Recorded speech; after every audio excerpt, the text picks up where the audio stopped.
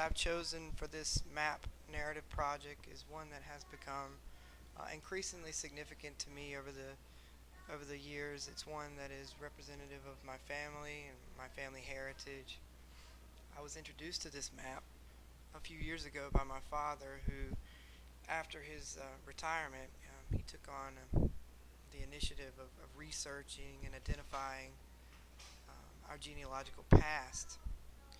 The map itself is a representation of a property that was a part of my family, really from the latter part of the 18th century up until the early part of the 20th century, 1919 to be exact, whenever the property was bought by the United States government as they sought to establish a military base, a training camp, Camp Bragg, which later became Fort Bragg after World War I.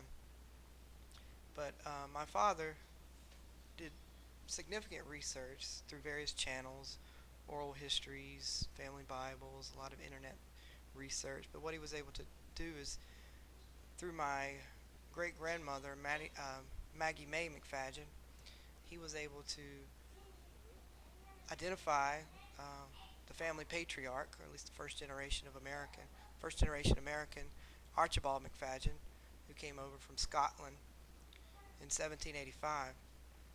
He was a hat maker, and he arrived in Wilmington, North Carolina, like I said, in 1785. And upon arriving to North Carolina, he traveled up the Cape Fear River, and settled in the Cumberland County area, near a location that was known as McFadyen Springs. So that sort of leads me to believe that there were McFadyens prior to Archibald already in the area. But Archibald would have a total of 6 sons, and upon his passing in April of 1830, his property would be divided amongst his sons, one of his sons being Dugald, who was my great-great-great-grandfather.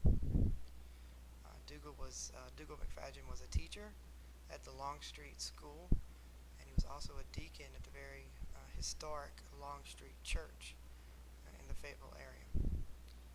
In November of 1862, my great-great-grandfather, Daniel Graham McFadyen, was born.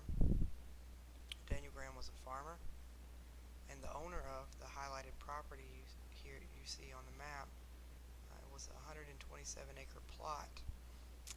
It's not known whether Daniel Graham gave up this land, because he was the one that ultimately sold his property to the federal government when they, were in the area, trying to purchase land from their owners in order to create the training facility, which would become Fort Bragg. It's not known whether we don't know whether he willingly sold it or not, because there's a lot of things written about people within the area, whether they willingly sold it or not. But we do know that one of our relatives, John Fleetwood McFadyen, this is according to one of the oral histories that my father found, John Fleetwood McFadyen was the first resident in the area to willingly sell his property, and he did so, again according to this oral history, because he thought it would benefit the local economy having an army base within the area. What I do know, though, is that by 1919, my great-great-grandfather Daniel McFadyen would sell his share of the family property and he moved his household to Vass, North Carolina, where he would live until he died in May of 1927. So what this map represents is not only space and proximity, but also time. It represents a story. It represents a narrative started by my great-great-great-great-grandfather, Archibald McFadyen, in 1785. It represents early America. Archibald settled here 2 years prior to the initial drafting of the United States Constitution. It represents Southern idealism, Southern stubbornness and defiance during the American Civil War. It represents the clannish behavior often associated with the Highland Scots, as the property stayed in the family hands. It stayed in the family hands for until it could no longer. But I really feel it represents hard work, love of family, and love of country.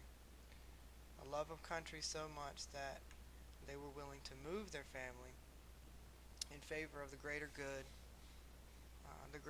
for the area, the greater good for the state, and ultimately the greater good for the nation as a whole.